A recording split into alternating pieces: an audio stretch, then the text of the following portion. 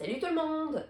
Je voulais partager avec vous d'autres champs d'intérêt que j'ai. La plupart de vous savez que j'adore les chevaux, la course de baril, la nature également, puis les livres. Cette littérature auquel nous avons accès, c'est tout simplement merveilleux.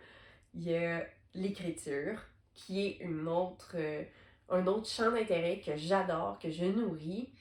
Et comme vous avez pu le constater, je suis moi-même écrivaine. Donc, je voulais vous présenter qui je suis en tant qu'écrivaine. Ce qui m'intéresse davantage au niveau de l'écriture, les sujets que j'adore aborder, c'est la romance, l'amour. J'adore ressentir cette émotion-là, en être témoin au travers des personnages, leur faire vivre toute cette tension qu'il y a entre l'homme, la femme, les premières rencontres, les premiers rendez-vous. C'est très puissant, c'est très fort, donc c'est quelque chose que j'adore aborder.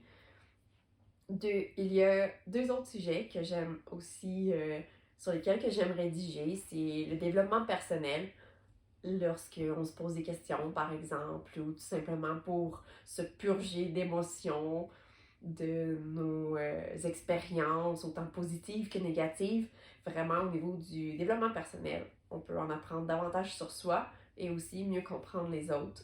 Donc, pour ces raisons-là, j'adore discuter sur le sujet. Et le dernier, moi je l'appelle un peu le challenge littéraire. C'est toutes ces prouesses, ces fantaisies, un petit peu tout ce qui est hors de l'ordinaire. Exemple, quelqu'un qui écrit un roman sans répéter une seule fois le même mot. Ça existe. C'est vraiment... En fait, c'est un Québécois qui l'a écrit. C'est très bon, étrange, parce qu'on saute quand même du coq à l'âne pour aller dans plusieurs sphères de sujets pour pas répéter le même vocabulaire, mais c'est intéressant de voir comment on a pu aborder ce phénomène, ce challenge. Puis c'est très inspiré de Oulipo, qui est un mouvement. En fait, les créateurs ne veulent même pas qu'on parle de mouvement. Pour eux, c'était vraiment recréer une littérature intégrale et mathématique. Donc, on peut s'imaginer qu'est-ce qui en ressort. C'était mettre des critères dans un texte, un peu des prémices. Par exemple, Raymond Queneau a écrit un texte dans lequel il refusait d'utiliser la voyelle E. Donc, pour avoir tenté l'expérience, c'est quand même douloureux. Ça prend beaucoup de temps, mais ça se fait. Puis cette fierté qu'on ressent après d'avoir réussi un défi d'écriture comme celui-là, eh bien, ça nous prouve qu'on peut vraiment aller au-delà des limites qu'on s'était potentiellement fixées nous-mêmes. Donc, Raymond Queneau et l'Olipo, c'est une source d'inspiration. Pourquoi j'ai commencé à écrire? Et en fait, j'ai commencé, ça doit faire environ 7 ans. C'était dans un checklist de vie. Je trouve que la littérature, écrire un roman et le publier, c'est vraiment quelque chose qui marque le temps.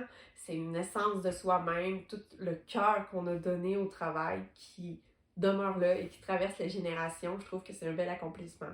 Mais au-delà de cet accomplissement, les motivations que je trouve qui sont vraiment enracinées en moi, c'est ce désir de vouloir partager avec les lecteurs toutes ces expériences qu'on oserait plus ou moins faire, mais qu'on accepte de suivre, d'être les témoins des personnages face à ces événements-là, de tout ressentir les mélanges d'émotions, ces émotions qui sont parfois tellement fortes que même au travers du livre, on va le ressentir. Par exemple, je sais pas si ça vous est déjà arrivé de rire en lisant ou même pleurer, être tellement fâché de lancer un livre. En fait, toutes ces émotions, je les ai traversées et c'est un peu comme le défi que je me donne de réussir à avoir une écriture qui va aller rechercher tellement d'émotions que le lecteur, en fait, ne sera pas capable de le contenir à l'intérieur de lui, qui va vouloir l'extérioriser.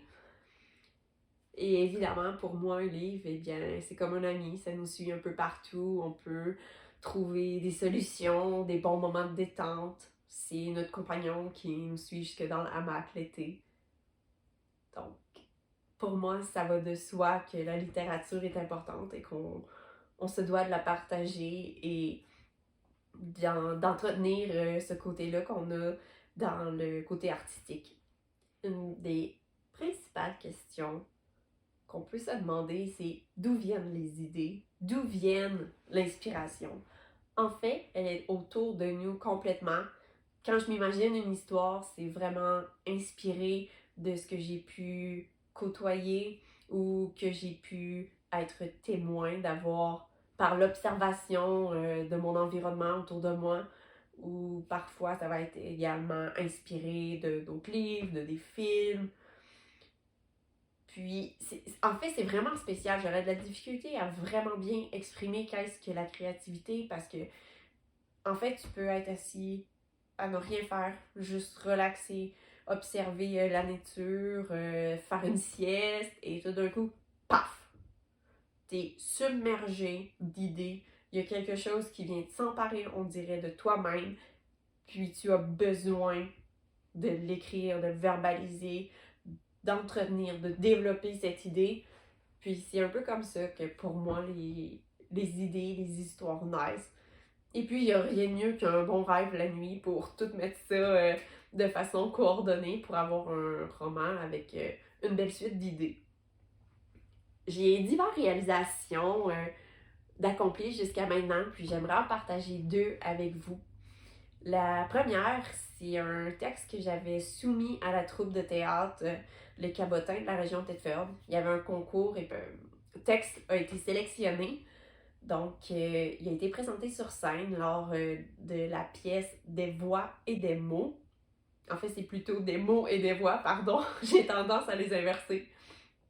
Et c'était vraiment une belle fierté pour moi. C'est le texte Le cri de la petite fille. En fait, c'est un adulte qui a d'une certaine façon un dédoublement de personnalité, qu'elle est habitée par sa personnalité enfant, qui n'a pas pu réellement vivre son enfance, donc elle continue à vivre en elle, même lorsqu'elle est adulte, donc elle est habitée par cette petite voix-là. Pour moi, c'était vraiment une belle fierté de pouvoir le partager parce que je crois qu'en fait, la plupart d'entre nous ont cette petite voix-là en nous puis qui nous souffle des idées, qui nous garde avec notre cœur d'enfant, qui nous aide à vivre au travers de cette société qui bouge beaucoup trop vite. Puis en même temps, c'était une belle façon aussi de démontrer une inclusion sociale qui était le sujet principal dans lequel on devait soumettre des textes. La deuxième, c'était sur le blog d'Arlequin. Ils invitaient les gens, en fait, qui suivent le blog à rédiger un court texte dans lequel on devait présenter une scène sans utiliser le sens de la vision. Donc, on pouvait présenter la scène avec tous les autres sens du corps, donc le toucher, le goûter, l'odorat, l'ouïe. Puis c'est là que je me suis rendu compte à quel point ça peut être intéressant, enrichissant d'utiliser tous les autres sens pour présenter une scène, un scénario, un environnement dans un texte. Donc ça m'a vraiment permis d'améliorer mon écriture. Puis les commentaires constructifs et également positifs que Patience Bloom m'a donné, ça m'a vraiment donné un bon coup de pouce, puis ça m'a propulsé à continuer. Je réalisais que la fille, la jeune fille en moi qui a pu être à l'époque, qui avait difficultés scolaires, difficultés d'apprentissage, d'avancer, au bout de la ligne, ben, je pouvais, moi aussi, si je voulais vraiment écrire dans une langue autre que le français, étant donné que pour Arlequin, il faut vraiment écrire en anglais, je pouvais réussir à le faire et malgré les petites coquilles qu'on pouvait trouver parce que je suis francophone dans la base, eh bien, une personne 100% anglophone pouvait réussir à avoir un certain plaisir à lire mon texte. En fait, c'était tout simplement un peu surréaliste de lire ces commentaires-là, mais c'était aussi inspirant pour la suite. Donc, c'est mes principales réalisations pour le moment. Mais une troisième grande s'en vient sous peu. Donc, je vais vous partager avec vous là, dans les prochaines semaines davantage de détails, un peu comme un thriller pour créer la curiosité. J'ai vraiment hâte de partager avec vous.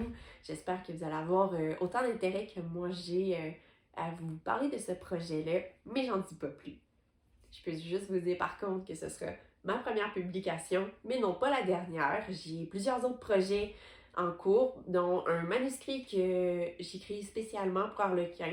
Donc, c'est un manuscrit en anglais que je veux leur soumettre. Donc, c'est un de mes objectifs de 2023 de le terminer. C'est une romance en dans le creux d'un gang de motards. Donc, oui, même les motards peuvent être romantiques. J'ai bien hâte de voir qu'est-ce qu'ils vont en penser. Un autre objectif de 2023, c'est de rendre hommage à Oulipo, spécialement Raymond Queneau. Donc, je me suis lancé le défi de reproduire un peu le même concept que son roman Figure de style, qui est réécrire 100 fois le même texte, mais de façon différente. C'est un peu torturant à faire, mais c'est réellement stimulant. Donc, j'avais bien hâte également de partager toutes ces petites tournures imaginatives avec vous. Ceci dit, quand on aime écrire, évidemment, on aime consommer les romans, on aime les lire, les savourer ou tout simplement parfois les lire dans une traite parce qu'on ne peut plus arrêter. C'est pour ça que je vous invite à faire un défi de lecture cette année avec moi qui est 12 mois, 12 romans, 12 thèmes. Donc, à tous les mois, je vais vous proposer un thème ou tout simplement un concept où est-ce que je crois que c'est un bon moment pour lire. Puis, j'aimerais qu'on partage ensemble sur, selon vous, quelle est votre suggestion pour qu'on puisse, en fait, lire différents, faire de la nouveauté, puis découvrir de nouveaux auteurs ou de nouveaux genres littéraires. Le seul petit critère que j'ai, c'est que ce soit 100% des auteurs québécois. En fait, c'est vraiment important parce que si on prend le temps de promouvoir notre littérature, de garder en santé toutes ces créations littéraires-là, ça me permet aussi de me présenter à vous en tant qu'écrivaine.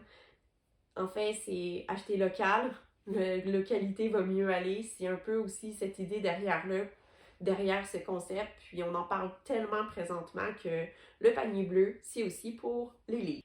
Là-dessus, j'aimerais vraiment vous donner un prochain rendez-vous. On pourra parler de divers autres sujets, aussi de ma création qui s'en vient bientôt. J'espère que ça vous a permis d'en apprendre un peu plus sur moi en tant qu'écrivaine. Et puis sinon, on continue à voir la vie en rose. À bientôt!